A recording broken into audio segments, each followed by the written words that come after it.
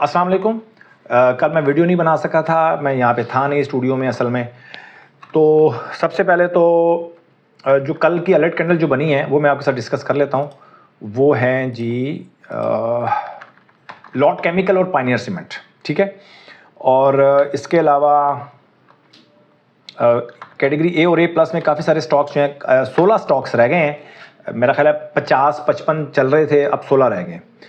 तो इसको भी आप देख सकते हैं। और ठीक हो गया जी। इसके बाद सीधा चलते हैं सवालों के जवाब की तरफ। और कुछ ख़ास है नहीं मार्केट के अंदर। और अच्छा जी, ठीक है। अच्छा, इसके बाद है जी हमारे पास कुछ आपके सवालों के जवाब। ये महमूद अली साहब हैं, वो कह रहे हैं जी कि WTL BML कब तक मूव कर सकते हैं। ठीक है, अब देखें इस क्वेश्चन के ऊपर ना बड़ा मैं गुस्से का इजहार करता था। मैं समझता था कि शायद एक ही ऑडियंस है जो कि मुझे इस तरह के सवाल करती है। तो अब मुझे समझ में आ गई है कि ऑडियंस चेंज होती रहती है, तो मुझे अब गुस्सा नहीं करना। गुस्सा मतलब वो भी डेलिबरेटली गुस्सा होता है कि एक बात बार बार आप एक ही सवाल को करते हैं तो फिर थोड़ा सा गुस्सा आ जाता है। तो वो एक डेलिबरेटली एक इजहार होता है ताकि आप कि मेरी जो बात की जो इम्पोर्टेंस है वो आप तक पहुंच सके। कई दफ़ा गुस्सा जो होता है या जो बात करने का जो स्टाइल होता है वो सिर्फ एक्टिंग होती है, और दिल से मुझे कोई इस पर गुस्सा नहीं होता। सिर्फ अपनी बात को पे ज़ोर देने के लिए ताकि अगला जो सुनने वाला है उसको समझ सके, तो एक जेस्चर होता है बेसिकली।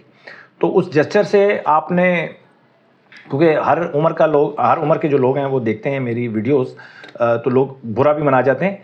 तो उससे एक जेस्चर होता है, और उस बात की इम्पोर्टेंस को उजागर करने के लिए बेसिकली ये सारी चीज़ें जो बोलने का अंदाज़ है, जो गुस्सा है, या जो भी व्हाटएवर जो भी आपको नज़र आता है, जो नेगेटिव चीज़ें नज़र आती हैं, वो सिर्फ और सिर्फ उस इम्पोर्टेंस को हाईलाइट करने के लिए होता है कि यार ये चीज़ बड़ी इंपॉर्टेंट है। तो WTL BM कब तक मूव कर सकते हैं। पहली बात तो ये है कि देखें, जब भी आप कमेंट किया करें ना, तो शॉर्ट टर्म और लॉन्ग टर्म दोनों एस्पेक्ट्स के साथ ना सवाल का जवाब बनता है। तो बहरहाल पहली बात तो ये है कि मैं बता दूं आपको कि जो पेनी स्टॉक्स हैं, पेनी स्टॉक्स जब आप ट्रेड करते हैं ना, तो बड़ा ही ये एक समझ लें कि एक्सपर्ट जो लोग हों, जो इस चीज़ को समझते हों, वही पेनी स्टॉक्स में काम करें। अदरवाइज़ जो न्यू इन्वेस्टर्स हैं या जो इतना ज़्यादा अच्छा ट्रेड नहीं कर पाते शॉर्ट टर्म में, वो इनको ट्रेड ना करें। अच्छा, अब देखें, बहुत तेज़ मार्केट हो तब भी पेनी स्टॉक्स में काम किया जा सकता है, और बहुत ब्लड शेड हो ना, यानी कि जब आप बहुत ज़्यादा ब्लड बाथ जिसको बोलते हैं, मतलब एक खून खराबे वाली, या मार्केट बहुत ज़्यादा डाउन चली जाए, तो वहाँ पर मैं कहता हूँ कि वहाँ पर अच्छे स्टॉक्स में काम नहीं करना चाहिए, वहाँ पर पेनी स्टॉक्स में काम करना चाहिए।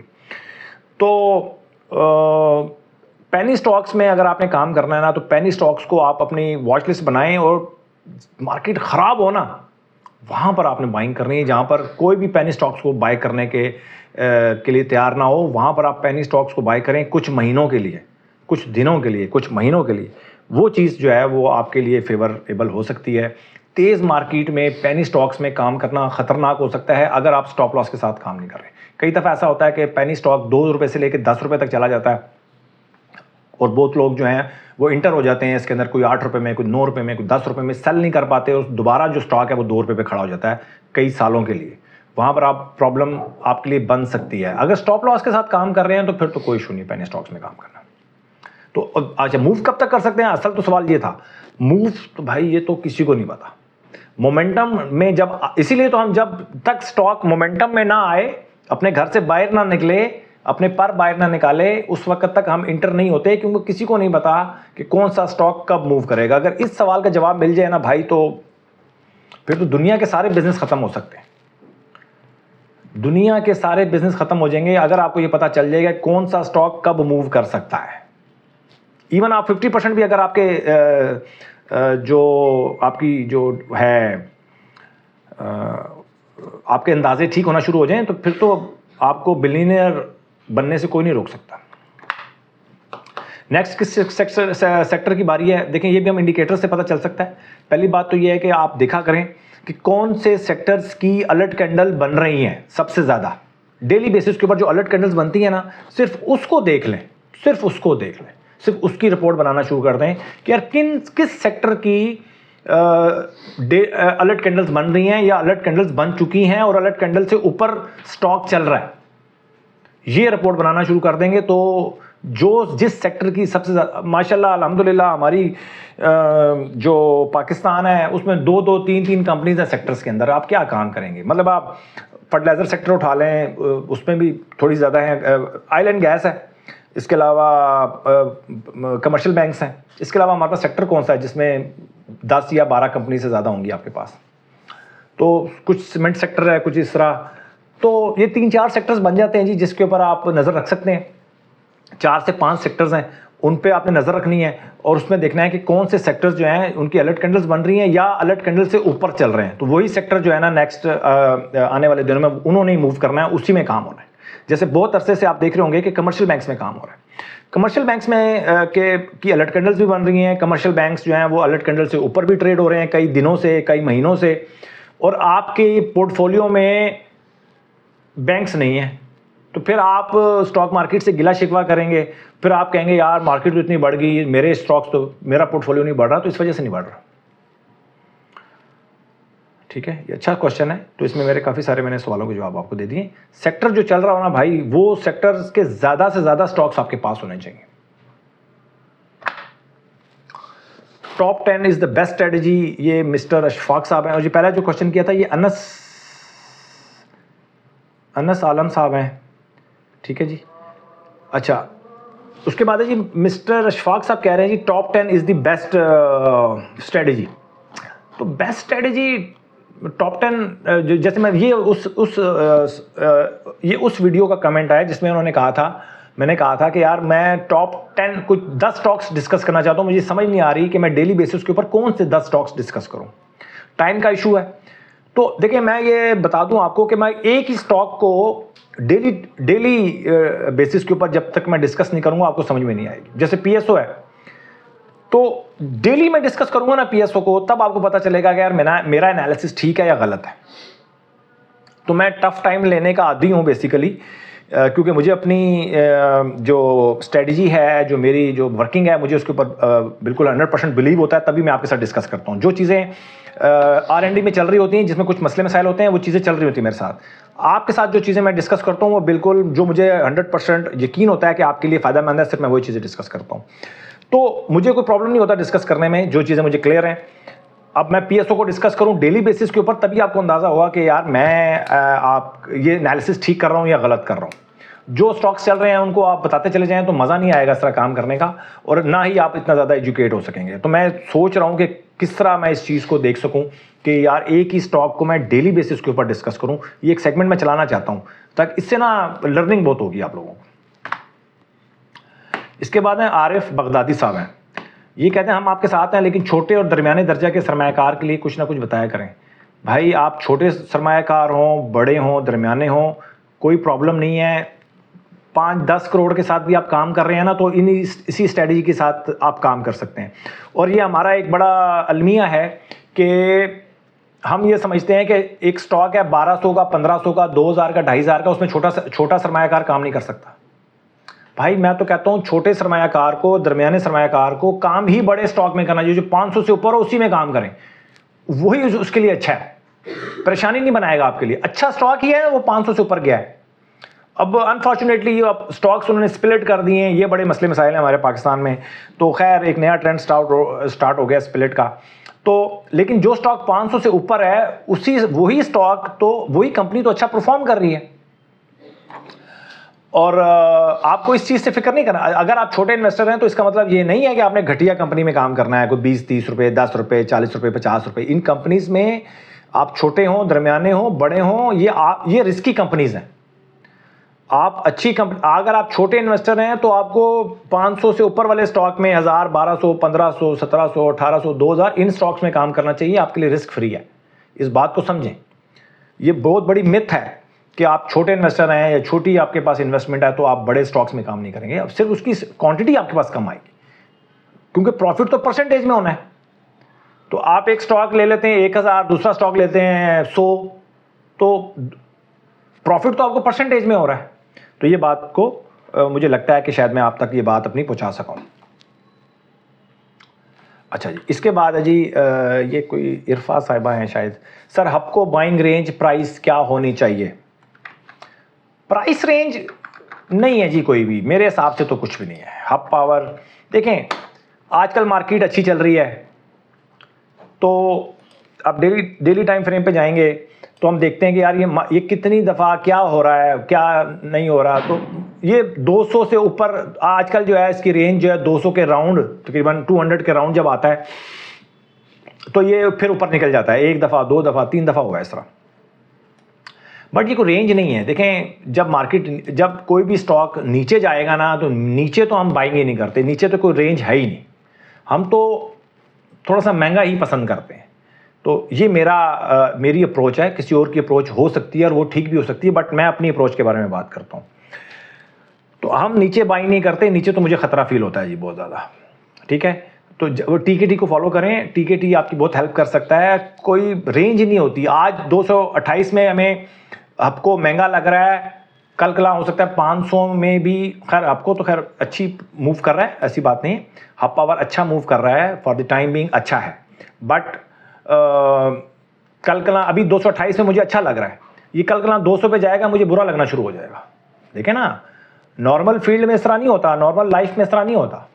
नॉर्मल लाइफ में तो 228 में आज मिल रहा है, कल कला 200 का होगा तो आपको अच्छा लगना चाहिए, लेकिन मुझे उस वक्त बुरा लगेगा।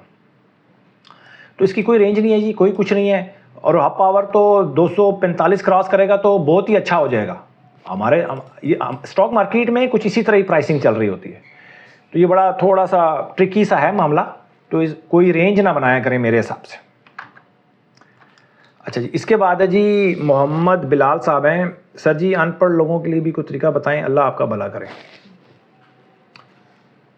अनपढ़, कोई अनपढ़ वगैरह का इसमें कोई सर मसला नहीं है, इन्वेस्टमेंट है इसमें। ऐसा नहीं है कि कोई बहुत पढ़ा लिखा इंसान जो है वो बहुत अच्छा इन्वेस्टर होगा और एक अनपढ़ इंसान अच्छा इन्वेस्टर नहीं हो सकता है, ऐसा कुछ भी नहीं है, ये भी मिथ है। सिर्फ साइकोलॉजी चाहिए इसके लिए, इन्वेस्टमेंट करने के लिए साइकोलॉजी चाहिए। अगर कोई पढ़ा लिखा और अनपढ़ से कुछ मामला चल रहे होते तो दुनिया में आप चले जाएं और आप लोगों को स्टेटस चेक कर लें। पढ़ाई से या कोई चीज़ों से चीज़ें फ़र्क नहीं डालती। फ़र्क डलता है आपकी तरबियत से, फ़र्क डलता है आपकी सोच से, आपका अंदाज़ क्या है सोचने का। अगर मैं जो बयान कर रहा होता हूँ ना, उसमें कोई एजुकेशन नहीं होती, उसमें सारी नफ्सियात ही होती है। आपका अंदाज़ स्टॉक मार्केट में इन्वेस्टमेंट करने का जो एक साइकोलॉजी है, मैं ज़्यादातर उसके ऊपर बात कर रहा होता हूँ। इससे पहले भी कि मैं जो क्वेश्चन का जवाब दिया वो सारी साइकोलॉजी है। साइकोलॉजी को समझने की कोशिश करनी है कि हमारे जो जनरल लाइफ के अंदर एक 250 की चीज़ जब 200 हो जाती है, हम कहते हैं सस्ती हो गई है। हमारे हिसाब से 250 की चीज़ 200 होती है, मेरे हिसाब से 250 में सस्ती थी, 200 में महंगी है। तो अब किसी के लिए वो 200 रुपये में महंगी होगी, किसी के लिए 200 रुपये में सस्ती होगी। तो अब ये भी कैटेगरी की बात आ जाती है कि किस किस्म के इन्वेस्टर से मैं बात कर रहा हूँ या किस किस्म के इन्वेस्टर के लिए बात कर रहा हूँ। एक इन्वेस्टर को मैं कह रहा हूँ यार ये चीज़ आपके लिए महंगी है, एक इन्वेस्टर को कहूँगा ये चीज़ आपके लिए सस्ती है, क्योंकि इन्वेस्टर कैटेगरी डिफरेंट है।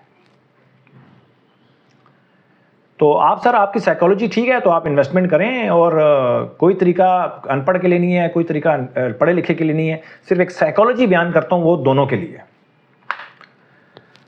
अच्छा जी, ये पाकिस्तान जिंदाबाद वाले कह रहे हैं जी कि अस्सलाम वालेकुम सर, अभी तक स्टॉप लॉस का मसला हल नहीं हो रहा। स्टॉप लॉस का मसला आपका हल हो जाएगा, फिक्र ना करें, थोड़ा सा टाइम दें।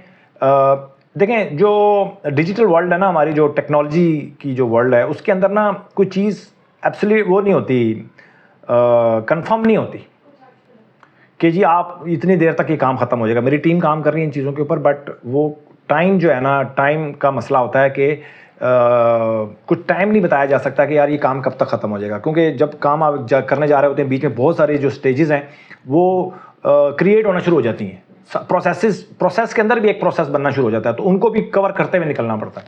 तो उसमें टाइम का बड़ा मसला है जी। खैर हो जाएगा, जल्दी हो जाएगा। ये बहरहाल ये प्रॉमिस कह लें, प्रॉमिस टाइप सा कह लें कि जल्दी हो जाएगा काम। इसके बाद है जी किड्स कार्टून हैं। सर मेरा मशवरा है जो सेक्टर चलने का अमकान हो, इसमें से आप 10 स्टॉक निकाल लिया करें, मेहरबानी सर। तो मैंने आपको बोल दिया सर, हमारे सेक्टर्स हैं कितने, 3 से 4 तो सेक्टर्स हैं, उन्हीं में काम होता है। तो पाकिस्तानी मार्केट को जो फॉलो करते हैं उनके लिए तो बहुत ही आसान है।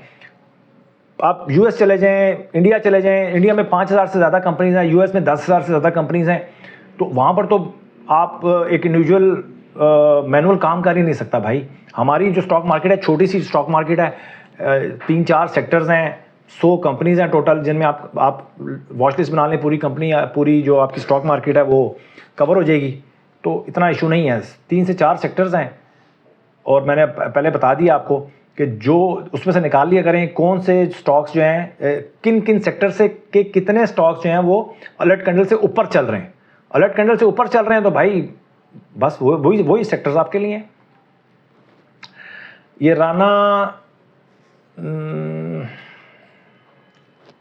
राना नोमी एहसान साहब हैं। TKT is a good strategy, my question is why you 45 MA instead of famous 50 MA। Sir ये मेरा अपना एक R&D है, रिसर्च एंड डेवलपमेंट का एक प्रोसीजर है।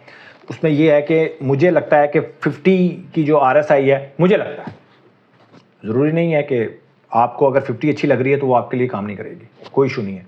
45 मुझे लगता है कि 40 ज़रा जल्दी हो जाता है, मेच्योर नहीं होती, और 50 मुझे लगता है थोड़ा सा लेट हो जाता है। तो 45 मुझे ज़रा जल्दी एंट्री करवा देती है और 50 थोड़ा सा लेट एंट्री करवाती है। अदरवाइज अगर आप 50 अगर आपके लिए वर्क कर रही है, आप 50 के साथ जाएं, कोई इशू नहीं है। मुझे 40 ज़रा लगता है कि जल्दी एंट्री करवा रही है, उसके अंदर नाइज आता है, और 50 थोड़ा सा लेट एंट्री करवाती है, जिससे मेरे स्टॉप लॉसेस को सेट करने में मुझे प्रॉब्लम होती है। तो मैंने काफ़ी वर्क करने के बाद मैंने 45 को सेट किया। तो ये वैसे ही एक समझ लें कि होता है, हर इंसान, मतलब मुझे लगता है 45 मैंने 45 पे रख के ज़्यादा चीज़ें की हैं, बैक टेस्टिंग की है तो मुझे, या फ्रंट टेस्टिंग की है तो मुझे लगता है कि यार 45 ज़्यादा अच्छा काम करता है। आपको अगर लगता है कि 50 अच्छा काम करती है तो उसकी आप करें, उसके ऊपर मेहनत करें, और अगर आपको लगता है कि 50 ज़्यादा अच्छा काम करती है 45 से, तो आप 50 के साथ जाएँ।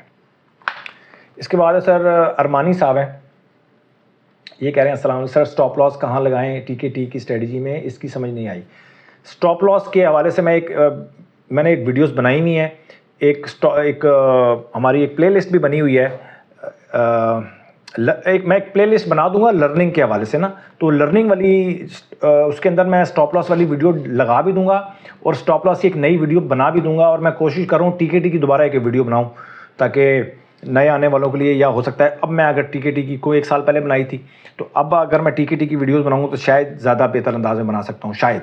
तो मैं कोशिश करूँगा टीकेटी के भी हवाले से भी नई वीडियोस मैं अपलोड करूँ, और इसके अलावा स्टॉप लॉस, टीकेटी है, स्टॉप लॉस है, इस तरह की जो हमारी लर्निंग वाली वीडियोज़ हैं वो अलग प्लेलिस्ट में पड़ी होनी चाहिए, तो मैं बना दूंगा इंशाल्लाह जी। इसके बाद I appreciate your strategy, what's your opinion of 100 MA। ये फिर वही राना नोमी साहब हैं। राना नोमी साहब, ये वही जवाब है कि हमें तो 200 की जो स्ट्रेंथ है ना, 100 मूविंग एवरेज इतनी मेच्योर्ड नहीं है जितनी 200 की मूविंग एवरेज है। 200 मूविंग एवरेज की जो पावर है ना, अगर आप इसको समझ लेना तो आप ये सवाल ही ना करें। 200 की आप यूज़ करना चाहते, किस लिए यूज़ करेंगे, मुझे समझ नहीं आ रही कि 100 मूविंग एवरेज आप क्यों यूज़ करेंगे। फॉल्स सिग्नल्स तो आएंगे, सारी बात है। 100 की मूविंग एवरेज इतनी मेच्योर नहीं है जितनी 200 की मूविंग एवरेज। 200 की मूविंग एवरेज से जब कोई भी स्टॉक नीचे जाता है तो हमारी ट्रेड बंद हो जाती है। इवन वहाँ से हमारा स्टार्ट हो जाता है, शॉर्ट सेलिंग स्टार्ट होती है। 200 की मूविंग एवरेज से नीचे हम शॉर्ट सेलिंग को डिज़ाइन करते हैं, प्लान करते हैं। तो 200 की मूविंग एवरेज से ऊपर तो स्टॉक ठीक रहता है। तो जब 200 की मूविंग एवरेज टूटती है ना, बस फिर तो हमारा परचेजिंग वाला जो बटन है ना, वो तो हम उसको ऑफ ही कर देते, उसको हम ऑफ कर देते हैं। ये इसलिए 200 की मूविंग एवरेज हमारे लिए ज़्यादा, मैं समझता हूँ कि हमारे लिए ज़्यादा बेहतर परफॉर्म करती है। और दूसरी बात, जितनी लाइनें लगाते चले जाएंगे ना, आप 100 की भी लाइन लगाएं, 200 की भी लगाएं, 50 की भी लगाएं, 45 की भी लगाएं, 20 की भी लगाएं, 5 की भी लगाएं, बड़ा ही मसला बन जाएगा आपके लिए। तो आप अपना जो चार्ट है उसको बिल्कुल क्लियर रखें। 2 से 3 दो इंडिकेटर्स होने चाहिए, नीचे RSI लगी हुई है, बस 2-3 चीज़ें लगी होनी चाहिए। इससे ज़्यादा आप लगाएंगे ना, देखने में तो बहुत अच्छा लगेगा, प्रैक्टिकल नहीं कर सकेंगे उसके साथ आप। हमें पैसा तो आएगा प्रैक्टिकल करने से। चार्ट बड़ा अच्छा लग रहा है, लोग बड़े देख रहे हैं, यार जी क्या बात है, बड़े आप एक्सपर्ट हैं, सिर्फ इतना ही होगा, पोर्टफोलियो में कुछ नज़र नहीं आएगा। इसके बाद ये 0.5 मिलियन में से कौन से स्टॉक्स,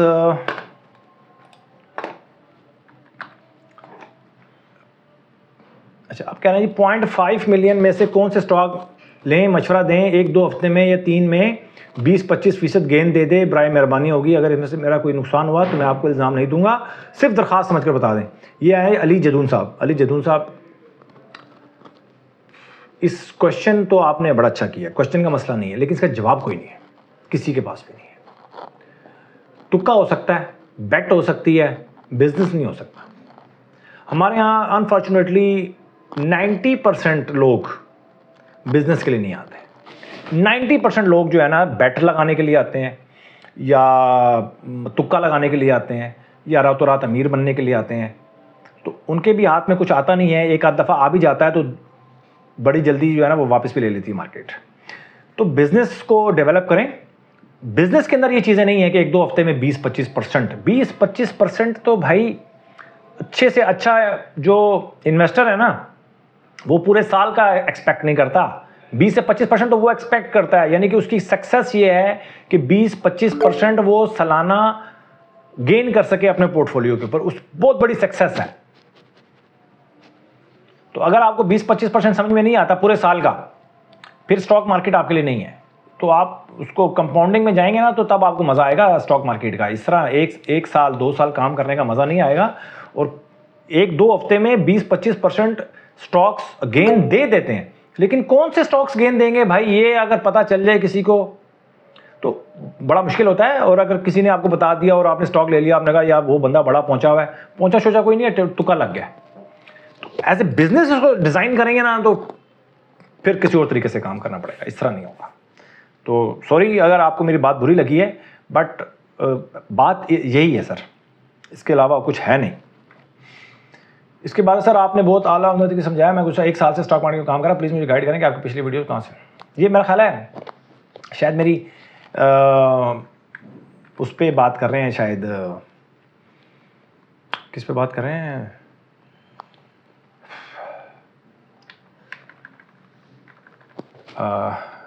उस पर बात कर रहे हैं प्राइस एक्शन के ऊपर। प्राइस एक्शन में मुझे वीडियो बहुत लंबी हो गई है, मैं से ज़्यादा आगे बात करना नहीं चाह रहा, 22 मिनट गुजर गए। तो मैं नेक्स्ट वीडियो में प्राइस एक्शन के बारे में बात करूंगा कि हम प्राइस एक्शन पे कैसे काम कर सकते हैं, और प्राइस एक्शन पे किन किन लोगों को काम करना चाहिए और किस तरीके से काम करना चाहिए। प्राइस एक्शन जो मेरा ये क्वेश्चन है ना, इसको मैं दोबारा लूँगा जी इंशाल्लाह। अपना बहुत ख्याल रखें, अपनी इन्वेस्टमेंट का ख्याल रखें। Thank you very much.